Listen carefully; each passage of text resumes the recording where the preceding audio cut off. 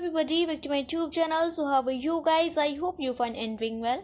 So आज के इस पार्ट के अंदर हम देखने वाले हैं कि इंडियन इकोनॉमी के अंदर आपके यूनिट वाइज कौन कौन से इंपॉर्टेंट टॉपिक हैं जिन्हें करना आप सभी के लिए इंपॉर्टेंट है। तो वीडियो स्टार्ट करने से पहले अगर आप मेरे चैनल पर नए हैं, चैनल को सब्सक्राइब कर लें, बेल आइकन को प्रेस कर लें ताकि मेरी आने वाली हर वीडियो से आप अपडेट रहें। ठीक है, तो चलिए स्टार्ट करते हैं आज के इस वीडियो को। सबसे पहले मैं आपको एक चीज़ बता देती हूँ कि बीबीए थर्ड सेमेस्टर की जो डेट शीट है उसके अंदर कुछ चेंजेस किए हैं। आई नो कि आप सभी को पता है, लेकिन कुछ स्टूडेंट ऐसे हैं जिन्हें अभी तक ये चीज़ नहीं पता है। ठीक है, आपकी डेट शीट के अंदर जो आपका एग्जामिनेशन डे और डेट है वो तो आपकी सेम है, लेकिन जो एग्जामिनेशन टाइमिंग है उसके अंदर थोड़ा चेंजेस कर दिए गए हैं। ठीक है, आपका जो फर्स्ट एग्जाम है वो 21 दिसंबर को कंडक्ट होगा एडवर्टाइजिंग मैनेजमेंट का। ठीक है, पहले आपका जो एग्जाम है वो सुबह के 11 बजे से दोपहर के 2 बजे तक कंडक्ट होना था, लेकिन अब आपके जितने भी एग्जाम है वो सुबह के 10 बजे से दोपहर के 1 बजे तक क्या होंगे, आपके कंडक्ट होंगे। ठीक है, तो डेट शीट के अंदर आपका मेजर चेंज है बीबीए फर्स्ट सेमेस्टर स्टूडेंट के लिए भी और थर्ड सेमेस्टर स्टूडेंट के लिए। आई होप ये चीज़ आपको क्लियर है।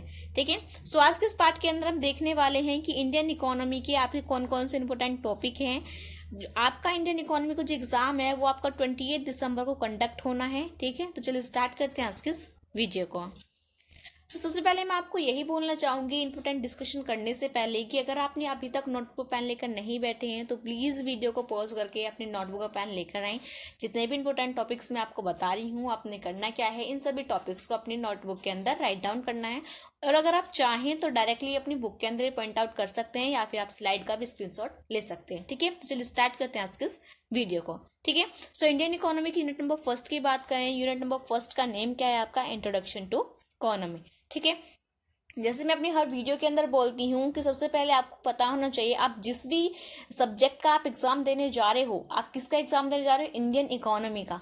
सबसे पहले आपको पता होना चाहिए कि इंडियन इकोनॉमी होती क्या है, इसका मीनिंग क्या है, इसका ऑब्जेक्टिव क्या है, इसका डेफिनेशन क्या है। ठीक है, यानी कि जो इंडियन इकोनॉमी का जो बेसिक इंफॉर्मेशन है, जो बेसिक इंट्रो है, वो आपको अच्छे से क्लियर होना चाहिए, क्योंकि मोस्टली वेरी शॉर्ट के अंदर इसी टाइप के जो क्वेश्चन है वो आपके आते हैं। ठीक है, इंडियन इकोनॉमी की यूनिट नंबर फर्स्ट के अंदर जो आपका फर्स्ट इंपॉर्टेंट टॉपिक है वो है आपका इंडियन इकोनॉमी। ठीक है, इंडियन इकोनॉमी का आपको पता होना चाहिए कि इंडियन इकोनॉमी का मीनिंग क्या होता है, डेफिनेशन क्या है, इसका नेचर्स क्या है, इसकी इंपॉर्टेंस क्या है, देन इंडियन इकोनॉमी के अंदर किस टाइप की प्रॉब्लम्स जो है वो हमें जो इंडियंस हैं वो फेस कर रहे हैं। ठीक है, क्या उसकी रेमेडीज हैं, ये सारी चीज़ें आपको अच्छे से क्लियर होनी चाहिए, क्योंकि मोस्टली जो क्वेश्चन है वो यहाँ से इसी टाइप के बनते हैं। ठीक है, देन मैं एक चीज़ आपको और क्लियर कर देती हूँ, जो आपकी इंडियन इकोनॉमी की यूनिट नंबर फर्स्ट से लेके 4 स्टार्टिंग की जो आपकी 4 यूनिट हैं उनके अंदर जो रिपीटेशन है वो मोस्टली मैंने नहीं लिखा है।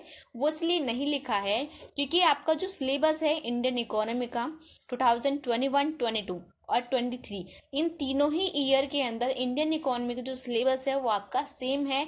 लेकिन इससे पहले यानी 21 से पहले इंडियन इकोनॉमी का जो सिलेबस है वो आपका सेम नहीं था। उसके अंदर मोस्टली आपकी जो यूनिट नंबर 5 थी वही इन्वॉल्व थी, स्टार्टिंग की 4 यूनिट आपकी इन्वॉल्व नहीं थी।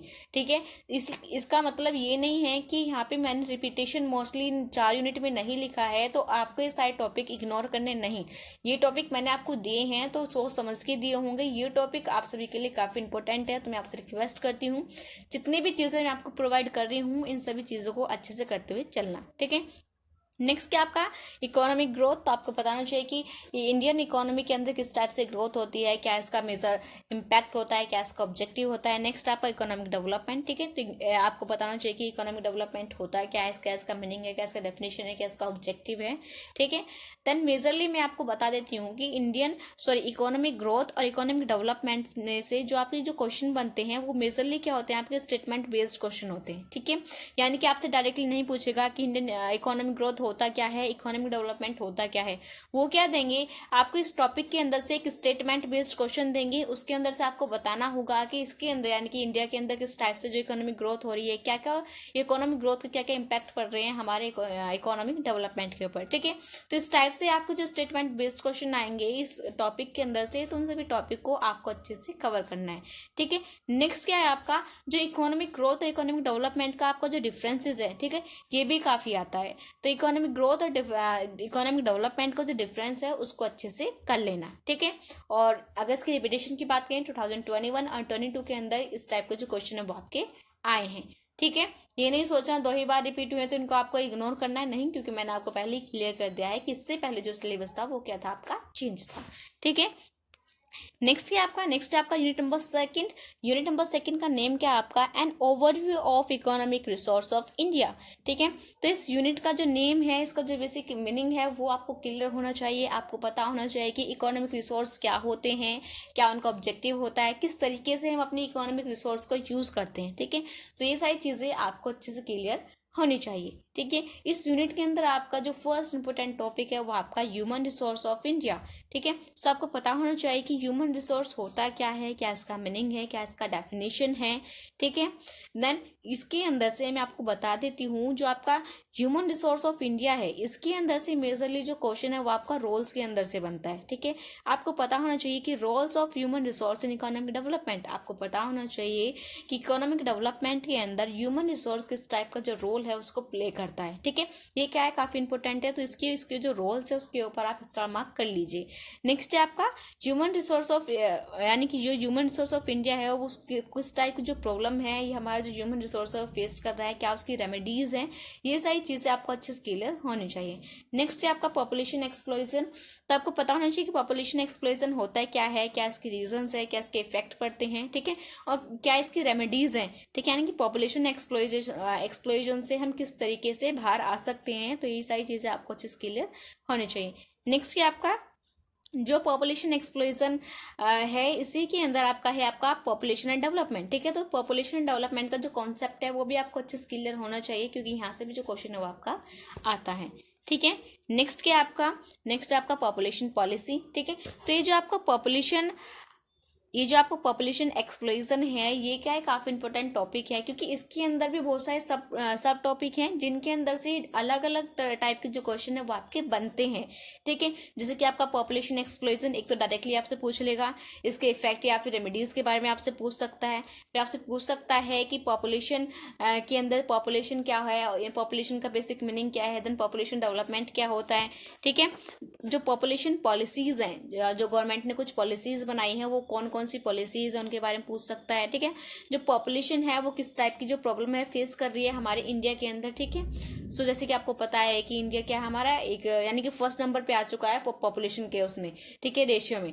तो इस टाइप के जो क्वेश्चन है वो आपके बनते हैं, और इसके अंदर से भी स्टेटमेंट बेस्ड क्वेश्चन जो आपके आते हैं। ठीक है, और पॉपुलेशन को कंट्रोल करने के लिए हमारी गवर्नमेंट ने भी कुछ प्रोग्राम बनाए हैं, आपको उन प्रोग्राम्स के बारे में भी अच्छे से पता होना चाहिए। ठीक है, ये भी इसके रिपीटेशन की बात करें तो लास्ट ईयर में इस टाइप का जो क्वेश्चन है वो आपके आए हैं। जो आपका पॉपुलेशन टॉपिक है, जो पॉपुलेशन एक्सप्लोजन है, इस टॉपिक को आपको अच्छे से यहाँ से करके चलना है। नेक्स्ट है आपका अनएम्प्लॉयमेंट। ठीक है, इसके अंदर सबसे पहले आपको क्लियर होना चाहिए कि अनएम्प्लॉयमेंट होता क्या है, क्या इसका मीनिंग है, क्या इसका डेफिनेशन है।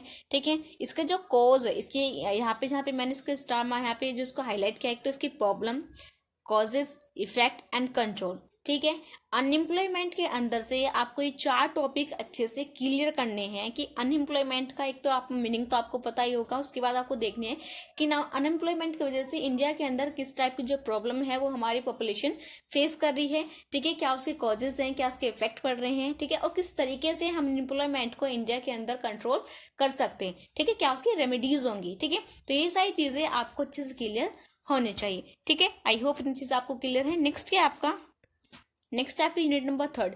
यूनिट नंबर थर्ड का नेम क्या है आपका, एग्रीकल्चर। सबसे पहले आपको बताना चाहिए कि एग्रीकल्चर आपका होता क्या है। ठीक है, कितने सेक्टर यानी कौन से सेक्टर के अंदर एग्रीकल्चर आपका आता है, क्या इसका मीनिंग है, क्या इसकी एग्रीकल्चर प्रोडक्टिविटी होती क्या है। ठीक है, यानी कुछ बेसिक इन्फॉर्मेशन है एग्रीकल्चर से रिलेटेड वो आपको पता होनी चाहिए। ठीक है, सो इसके अंदर आपका जो फर्स्ट टॉपिक है वो आपका एग्रीकल्चर। तो आपको पता होना चाहिए एग्रीकल्चर का मीनिंग क्या है, क्या इसका बेसिक इंट्रोडक्शन है, क्या इसकी डेफिनेशन है। ठीक है, एग्रीकल्चर प्रोडक्टिविटी आपकी होती क्या है। ठीक है, तो मैं आपको बता देती हूँ, शायद प्रीवियस या फिर 21 के अंदर इस टाइप का क्वेश्चन आया था कि व्हाट इज एग्रीकल्चर प्रोडक्टिविटी। ठीक है, तो आपको पता होना चाहिए कि एग्रीकल्चर प्रोडक्टिविटी आपका होता क्या है। ठीक है, नेक्स्ट है आपका एग्रीकल्चर का जो इंडिया के अंदर किस टाइप का रोल यानी किस टाइप का जो रोल है एग्रीकल्चर आपका प्ले करता है। जैसे कि आपको पता है एग्रीकल्चर क्या आपका प्राइमरी सेक्टर है और मोस्टली जो पॉपुलेशन है इंडिया की वो किसके अंदर इन्वॉल्व है, आपके एग्रीकल्चर सेक्टर के अंदर इन्वॉल्व है। ठीक है, यानी कि अगर एग्रीकल्चर सेक्टर नहीं होगा तो अगर यही सेक्टर अगर आपका ग्रो नहीं होगा तो जो काफ़ी जो प्रॉब्लम है वो इंडिया को फेस करनी पड़ेगी। ठीक है, सो इसका जो मेजर रोल्स हैं वो भी आपको अच्छे से पता होना चाहिए कि इंडियन इकोनॉमी के अंदर एग्रीकल्चर किस टाइप का जो रोल है वो आपका प्ले करता है। ठीक है, नेक्स्ट है आपका रिसेंट रिफॉर्म। तो आपको पता होना चाहिए कि एग्रीकल्चर के अंदर करंटली आपके किस टाइप के जो रिफॉर्म्स है वो आपके आए हैं। ठीक है, नेक्स्ट है आपका लैंड रिफॉर्म्स। ठीक है, सो जो आपका लैंड रिफॉर्म्स होता क्या है, उसका मीनिंग क्या है, डेफिनेशन क्या है, उसका ऑब्जेक्टिव क्या है, ठीक है, उसके इम्पैक्ट क्या है इंडियन इकोनॉमी के अंदर। तो ये सारी चीज़ें आपको अच्छे से करते हुए चलना है। ठीक है, बाद में इसके एक टॉपिक और है वो आपका लैंड टेन्योर। ठीक है, जो लैंड टेन्योर है वो इतना नहीं पूछा जाता लेकिन फिर भी उसका जो बेसिक मीनिंग है उसको आप अच्छे से करके चलना। ठीक है, नेक्स्ट आपका ग्रीन रेवोल्यूशन। तो ग्रीन रेवोल्यूशन के ऊपर आपको स्टार मार्क कर लेना है। ठीक है, तो जो ग्रीन रेवोल्यूशन है ये एक ऐसा टॉपिक है जो आपका हर टाइप के जो क्वेश्चन यानी कि हर टाइप के एग्जाम पेपर के अंदर आपका आता है।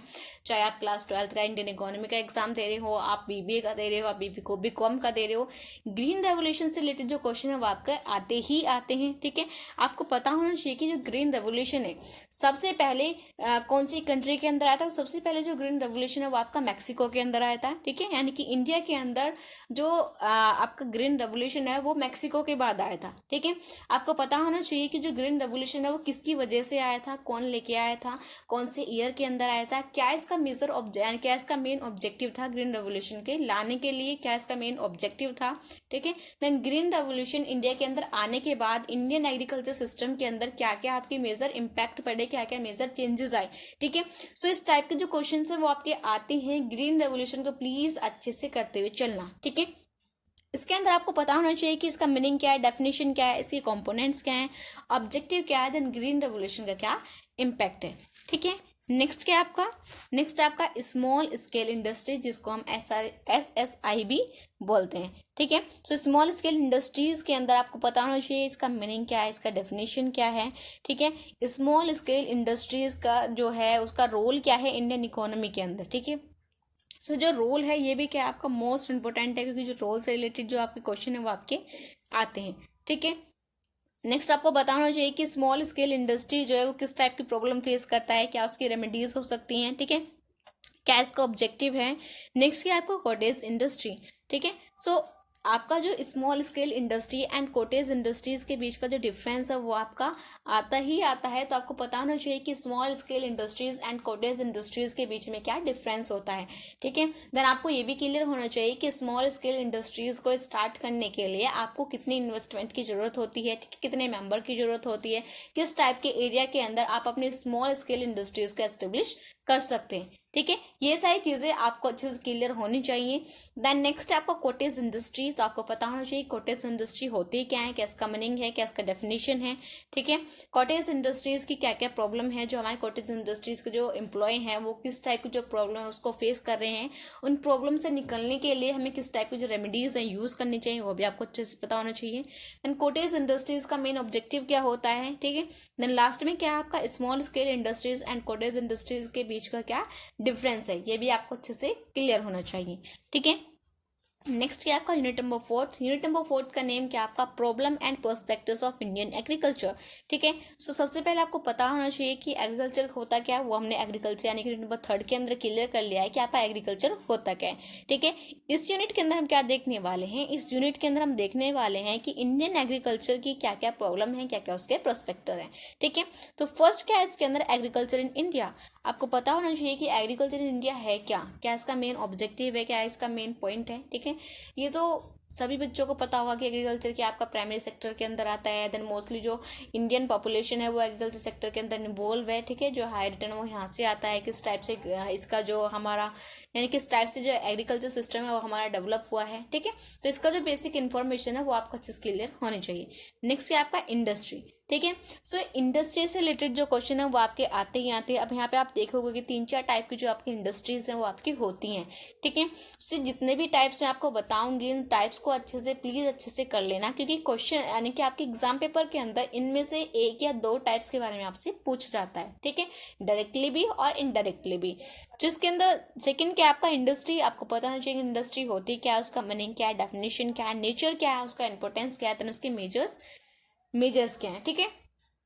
नेक्स्ट है आपका आयरन एंड स्टील इंडस्ट्री। तो आपको पता होना चाहिए कि आयरन एंड स्टील इंडस्ट्री आपकी होती क्या है, ठीक है, क्या इसका मीनिंग है, क्या इसका डेफिनेशन है, नेचर्स क्या है, इसके मेजर प्लेयर्स क्या हैं और प्रॉब्लम्स, ठीक है।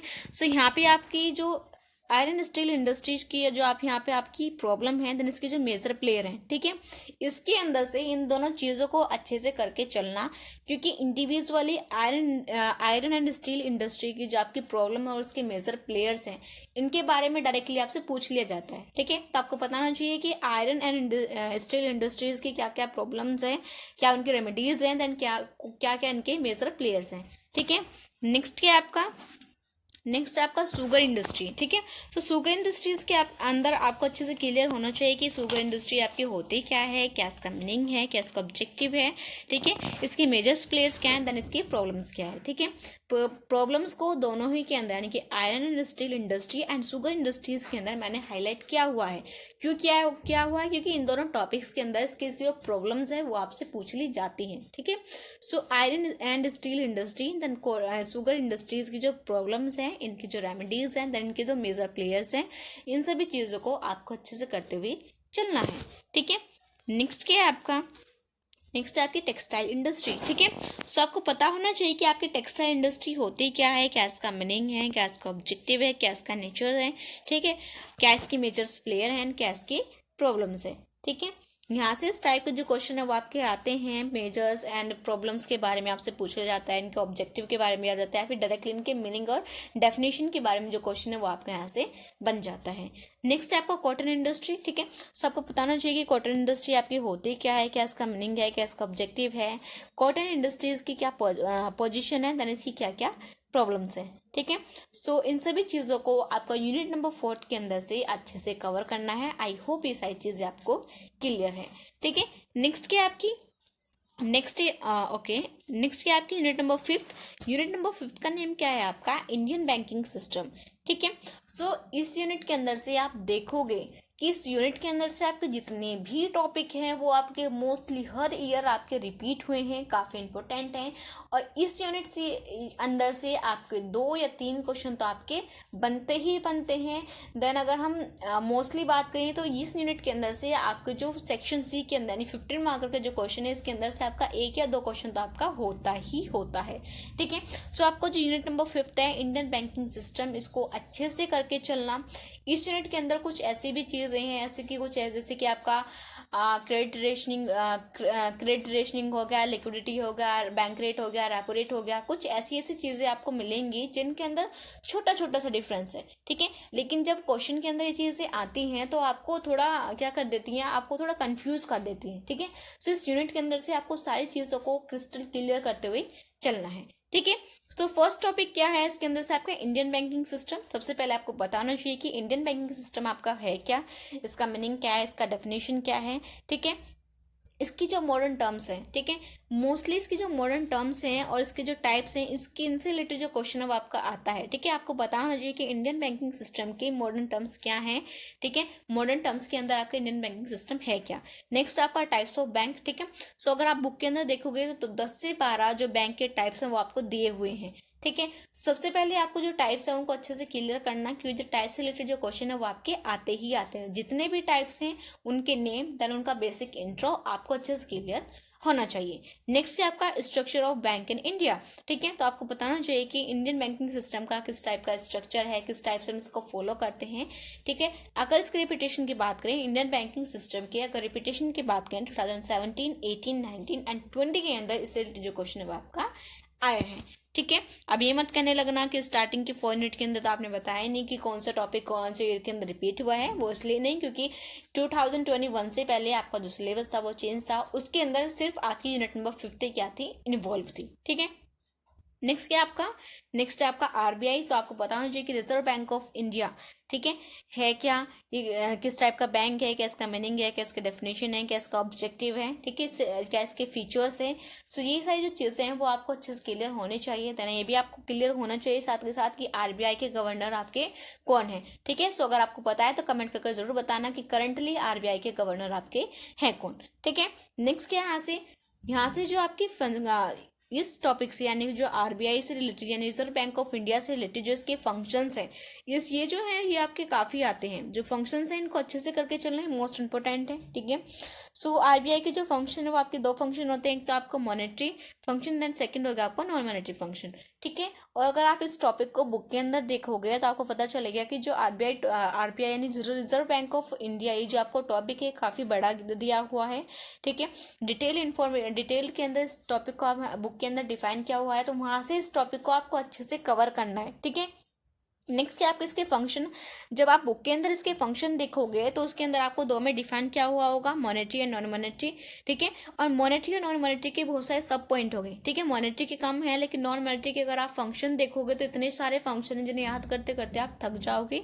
इसलिए आपने करना क्या है, इनके 6 से 7 फंक्शन आपको अच्छे से याद करते हुए रखना है, क्योंकि अगर ये जो क्वेश्चन अगर आपका 15 मार्कर के अंदर आ गया तो आप अच्छे से सारे फंक्शन को लिख सको और उनको डिफाइन कर सको, ठीक है। इतना तो आपको अच्छे से करना है, ठीक है। अगर आरबीआई से रिलेटेड क्वेश्चन की बात करें 2016, 17, 18, 19, 20, 21 एंड 22 के अंदर इस टाइप का जो क्वेश्चन है वो आपका आया है, यानी कि मोस्टली हर ईयर आरबीआई से रिलेटेड जो क्वेश्चन है वो आपका आता है, ठीक है। और अगर आरबीआई के फंक्शन के रिपीटेशन की बात करें तो 2018, 21 एंड 22 यानी कि लास्ट ईयर के अंदर इसके जो फंक्शंस हैं उनके बारे में पूछा गया है, ठीक है। सो आरबीआई के जो फंक्शन है उनको करना क्या है, आपको अच्छे से क्लियर करना है, ठीक है।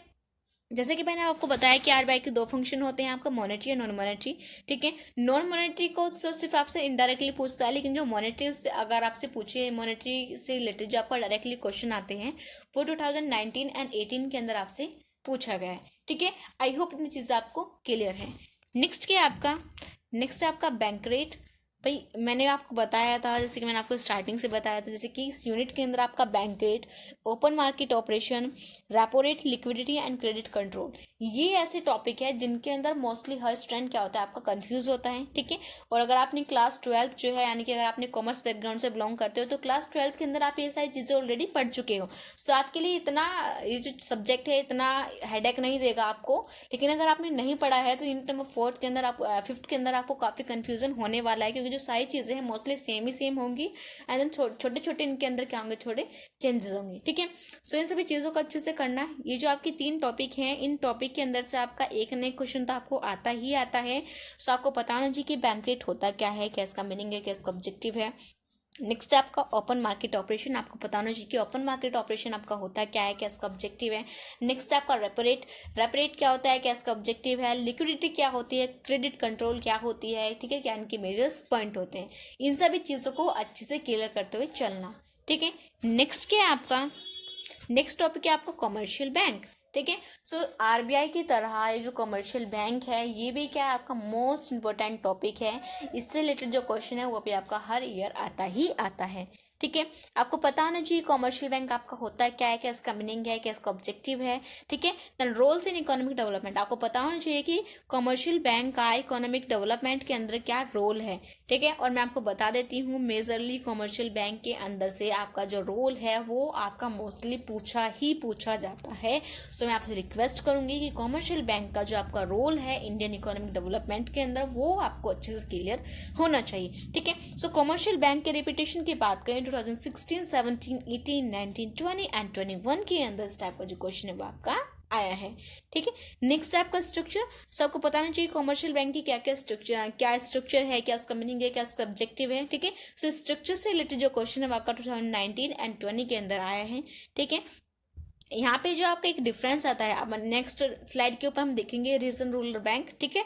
लेकिन जो मेनली आपका कमर्शियल बैंक और रीजनल रूरल बैंक के बीच का जो डिफरेंस है ये भी मोस्ट इंपॉर्टेंट है, ठीक है। सो commercial bank and regional rural bank के बीच का जो डिफरेंस है वो भी आपको अच्छे से क्लियर करते हुए चलना है, ठीक है। आई होप इतनी चीज़ आपको क्लियर है। नेक्स्ट क्या है आपका, नेक्स्ट आपका रीजन रूरल बैंक, ठीक है।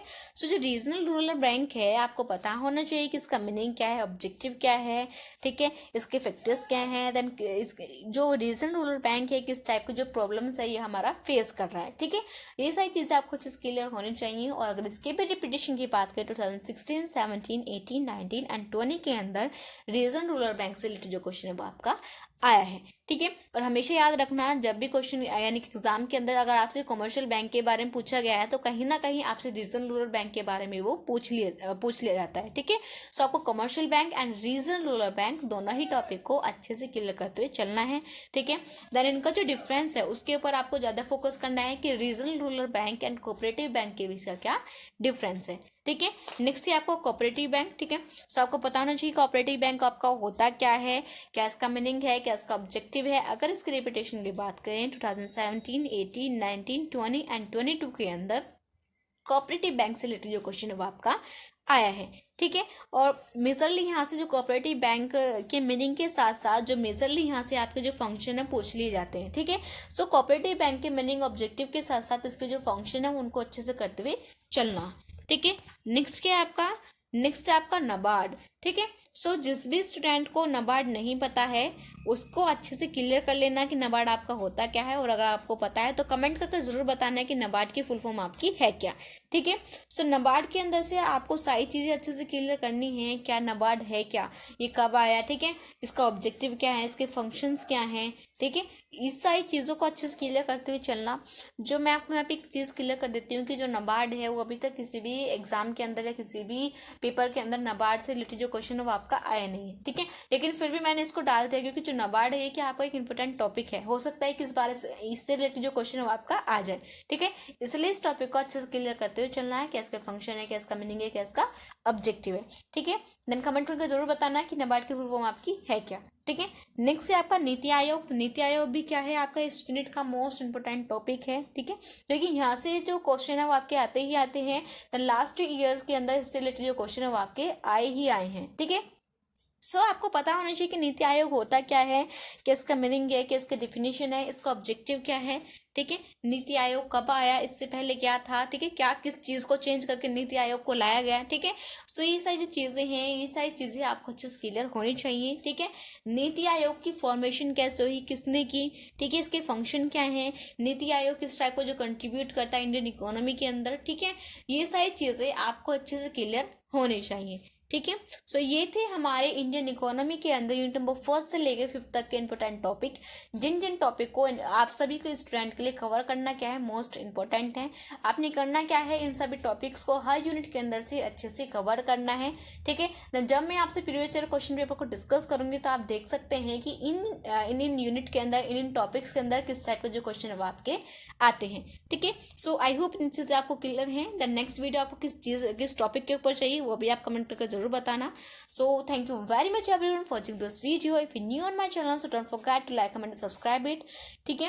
Then all the best everyone for your examination. Bye bye, soon in the next video.